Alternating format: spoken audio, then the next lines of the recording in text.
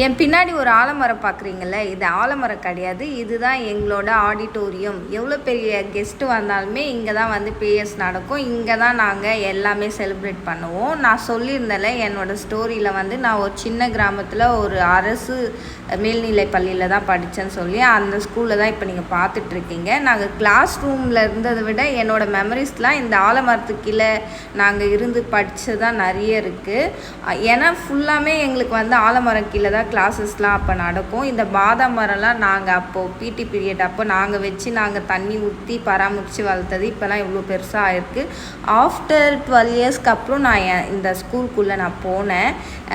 தென் வந்து இதுவும் ஒரு மேஜிக்கலாக தான் எனக்கு நடந்துச்சு. யூனிவர்ஸ் என்னை கூப்பிட்டு போயிடுச்சுன்னு நான் சொல்லலாம். பிகாஸ் நான் இப்போ சீரியஸ் போட்டிருந்தது எனக்கே தெரியாது நான் திரும்பி என்னோடய ஸ்கூலுக்குள்ளே நான் போவேன்றது.